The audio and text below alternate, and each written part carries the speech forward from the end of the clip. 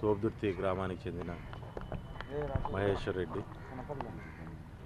అబ్బాయి చిన్న వయసు ఉన్న చాలా చలాకీగా పిల్లలతో కలిసి బాగా మంచి చదువరి పిల్లలతో అందరితో కలిసి బాగా యాక్టివ్గా ఉన్న పిల్లోడు.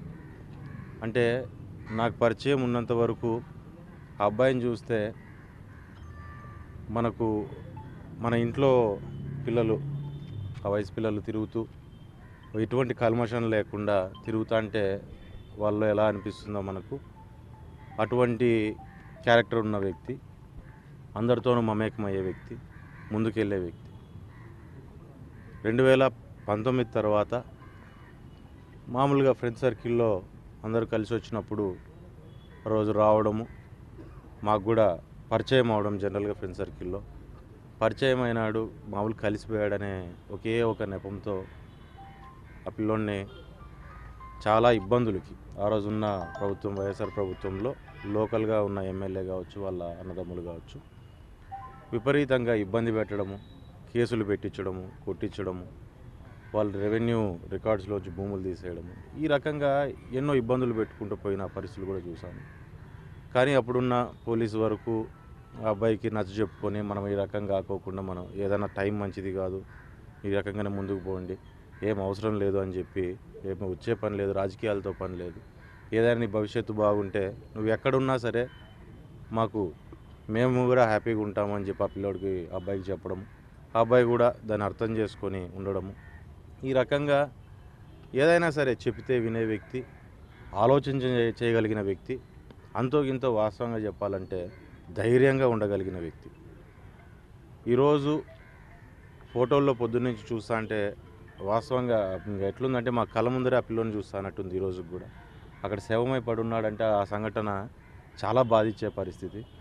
అండ్ దాన్ని ఒక సూసైడ్ లాగా చిత్రీకరించే ప్రయత్నం చేశారేమో అనేది కూడా ఒక అనుమానం అనేది మాలో కూడా ఉంది. ఎందుకంటే అంత ధైర్యంగా చలాకీగా ఉండే వ్యక్తి వెళ్ళి ఏదో సంఘటనలన్నిటికీ సూసైడ్ చేసుకుంటాడు అనేది కూడా చాలా అవాస్తవంగానే అనిపిస్తుంది.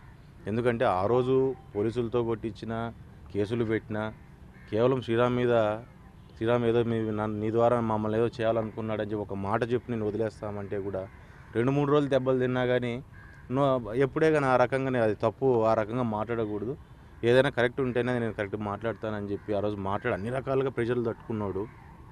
ఈరోజు ఏదో చిన్న విషయాలకి ఏదో సూసైడ్ చేసుకున్నాడు అనడం కూడా చాలా ఇదిగా ఉంది. గతంలో కూడా మాకు ఈరోజు దీన్ని వేరే రకంగా ఆలోచన చేయడానికి కూడా మాకు ఏంటంటే, ఈరోజు మాజీ ఎమ్మెల్యే ప్రకాష్ రెడ్డి వాళ్ళ అన్న రాజశేఖర్ రెడ్డి దీంట్లో అనుమానితుడుగా మేము కూడా భావిస్తున్నాం. ఎందుకంటే గత 2-3 రోజుల నుంచి ఆ అబ్బాయికి ఫోన్లు చేయడము, ఒక వారం 10 రోజులు, 1 నెల రోజులు జనవరి నుంచి ఫోన్లు చేయడము, బెదిరించడము, ఇంట్లో వాళ్ళ నాన్నకి వాళ్ళకు కూడా ఫోన్లు చేసి బెదిరించడము, కొడతాము, తిడతాము, చంపుతామని చెప్పి మాట్లాడడం.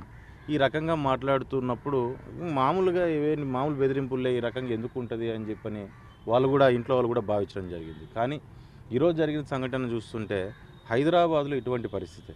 హైదరాబాద్లో ఒక రియల్టర్ని తీసుకెళ్ళి యాక్సిడెంట్ రూపంలో చూపించి అక్కడ అతన్ని చంపిన పరిస్థితి, ఆ కేసులో ఇంకా ముద్దాయిగా ఉన్నాడు. అంటే ఇది ఒక అనుమానానికి దారి తీసే పరిస్థితి కూడా ఈరోజు కనపడుతుంది, ఈరోజు జరిగిన సంఘటన అంతా చూస్తుంటే. కానీ ఏదేమైనా మన ఇంట్లో పిల్లలు అట్లా ఈరోజు ఎమ్మెల్యే కావచ్చు, వాళ్ళ అన్నదమ్ములు కావచ్చు, ఒక విషయం ఆలోచన చేయాలి. మీ కళ్ళ ముందర పుట్టి పెరిగిన పిల్లోడు, మీకు అంతో గింతో మీ కుటుంబాలకు పనిచేసిన కుటుంబాలు అవన్నీ, నిజంగా చెప్పాలంటే మీ ఇంట్లో పిల్లల వయసు కూడా ఉంటుంది, నాకు తెలిసి అంతే ఉంటుందేమో వయసు. మీ ఇంట్లో కొడుకో కూతురు అంటే ఆ వయసు ఉంటుంది. సరే, అటువంటి పిల్లోడికి నచ్చ చెప్పుకునే పరిస్థితి పోయి ఈ రకంగా ప్రెషర్లు పెట్టి మరి ఏం జరిగింది అనే దాన్ని కూడా అంత దూరానికి తీసుకెళ్ళడం కూడా సరైన పద్ధతి కాదు. దాన్ని ఏదైనా సరే, ఏది ఏమైనా దీని మీద పోలీసులు పూర్తి స్థాయిలో దీని మీద విచారణ జరపాల్సిన అవసరం ఉంది. ఖచ్చితంగా ఈ సమస్యను తీసుకొని మేము ఇంకా పై స్థాయికి కూడా, ఇంకా ఎస్పీ గారికి కావచ్చు, ఇంకా పై స్థాయికి కూడా తీసుకొని పోతాము. దీని మీద పూర్తి స్థాయిలో సమగ్రమైన విచారణ జరగాల. ఎవరు ప్రోద్బలం ఉంది, లేకుంటే ఎవరన్నా దీన్ని వారేమన్నా ఫిజికల్గా ఉండి ఏమన్నా చేశారా ఏంటి అనేది కూడా మాకు ఖచ్చితంగా తెలియాల్సిన అవసరం ఉంది. ఎందుకంటే అంత చిన్న వయసులో ఆ పిల్లోడు ఈరోజు ప్రాణాలు కోల్పోయినాయంటే ఇంట్లో తల్లిదండ్రులు ఏమో కానీ ఊరంతా కూడా ఈరోజు బాధపడే పరిస్థితి ఉంది.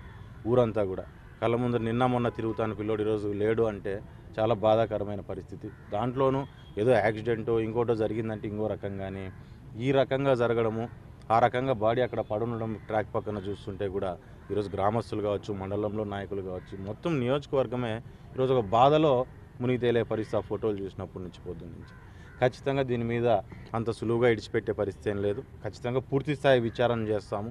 దీన్ని తప్పుదోవ పట్టించడానికి అనేకమైన మధ్యలో కారణాలు ఖచ్చితంగా రేపు పొద్దున బయటకు వస్తారు. వాళ్ళకి ఆ సమస్య ఉంది, వీళ్ళకి ఈ సమస్య ఉంది, ఈ సమస్య వల్ల జరిగింది, ఆ సమస్య వల్ల జరిగింది అంటారు. కానీ మాకు తెలిసిన మహేశ్వర్ రెడ్డి అయితే భయపడేవాడు కాదు, ఊర్లో వాళ్ళకి తెలిసిన మహేశ్వర్ రెడ్డి భయపడేవాడు కాదు. ఏ సమస్యనైనా ధైర్యంగా ఎదుర్కొనేవాడు. అతను సమస్యలు ఎదుర్కోవడం కూడా మేము కళ్ళారా చూసాము. ఏ సమస్యకైనా కృంగిపోకుండా ముందుకు నడవడం కూడా మేమంతా చూసాము. కానీ ఈ రకంగా ఈరోజు శవమై అక్కడ పడడం అనేది చాలా బాధాకరంగా ఉంది. గత వారం రోజుల నుంచి జరుగుతున్న ఈ ఫేస్బుక్లో జరుగుతున్న కాన్వర్జేషన్ ఏదైతే ఉందో, ఫేస్బుక్లో కూడా చాలా కాన్వర్జేషన్ జరిగింది. ఫేస్బుక్లో కూడా అక్కడ జరిగిన కాన్వర్జేషన్ని దాంట్లో ఎవరెవరో స్టేట్మెంట్లు ఎవరైతే ఇది చేశారో అవన్నిటిని కూడా తీసుకోవాలి, అవన్నిటిని కూడా ఎవిడెన్స్గా తీసుకొని అవన్నిటి మీద కూడా కరెక్ట్ విచారణ జరిపించాలి. ఇందులో నిందితులు ఎవరైతే ఉన్నారో వారి మీద పూర్తి స్థాయిలో ఖచ్చితంగా చట్టం కూడా పోలీసులు కూడా చర్యలు తీసుకోవాలని కోరుతున్నాం. ఈ సమస్యను పైదాకా తీసుకెళ్ళి ఖచ్చితంగా దీనికి ఒక సొల్యూషన్ తీసుకొచ్చి ఎవరు చేశారనేది దీన్ని కూడా నిగుదేల్చడానికి సిద్ధంగా ఉన్నాం.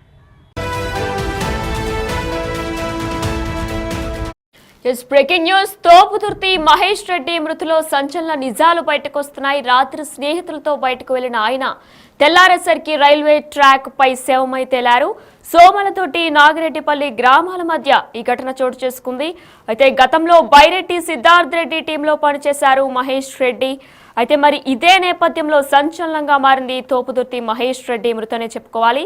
అనంతపురం జిల్లా సోమలతోటి నాగిరెడ్డిపల్లి గ్రామాల మధ్య రైల్వే పట్టాలపై రాత్రి స్నేహితులతో బయటకు వెళ్లిన ఆయన తెల్లారేసరికి రైల్వే ట్రాక్ పై శవమై తేలారు.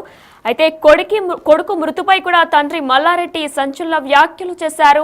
నా కొడుకును చంపేశారు అంటూ కూడా తండ్రి వాపోతున్నారు. చనిపోయే ముందు నా కొడుకు నాతో మాట్లాడాడు, చంపేస్తామని కూడా నా కొడుకుని తోపుదుర్తి సోదరులు బెదిరించారన్నట్టు కూడా తండ్రి మల్లారెడ్డి చెప్పుకొస్తున్నారు.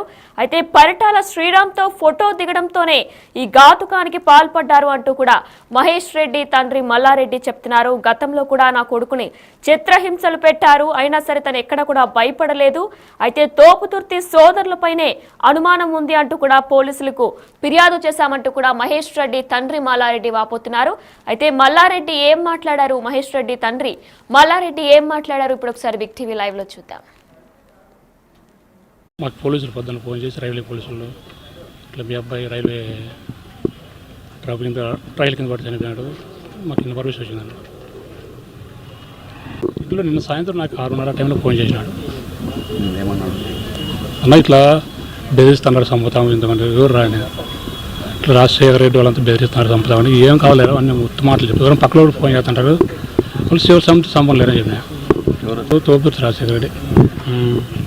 గొడవలు ఏం లేదు, గొడవలు మాకంటే కొంచెం వీళ్ళు లోకల్ లీడర్స్ మాట్లాడి మా భూములు కొంచెం ఆన్లైన్లో తీసేయడము, మా పిల్లల్ని నా కొడుకు ఏందో మాకు అన్యాయం జరిగింది పట్టాల్సిన దగ్గర వాడము, నా కొడుకుని పోలీసులు పట్టించి చిత్రహింస పెట్టడము, ఇవన్నీ జరిగినా కూడా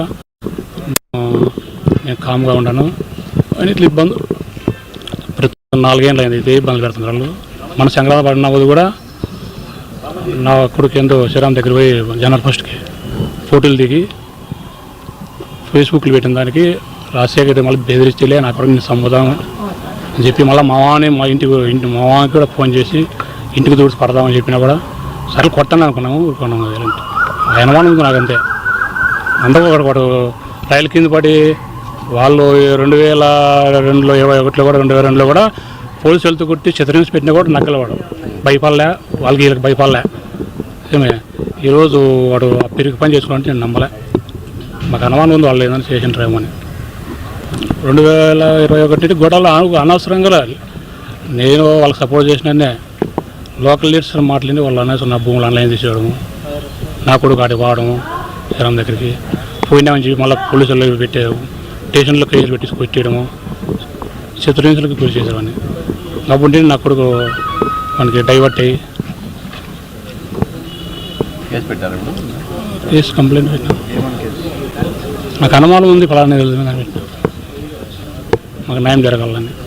వాళ్ళు మాట్లాడినారు ఆల్రెడీ కదా సమాధానం పెట్టినాము కూడా సరేలేని మేము దేవుడు ఉన్నాడు అయితే మేము పోలీసు వాళ్ళ దగ్గర న్యాయం చేయడానికి చెప్పినాం మ్యారేజ్ ఇష్టం మ్యారేజ్ లవ్ మ్యారేజ్ చేసుకుని ఒప్పుకున్నాము సరేలేని మన సంగుడని వాళ్ళ కేసు విషయంలో కొన్ని ఏందో వాళ్ళు తెలిసి సరే మళ్ళీ మాట్లాడుకుందాం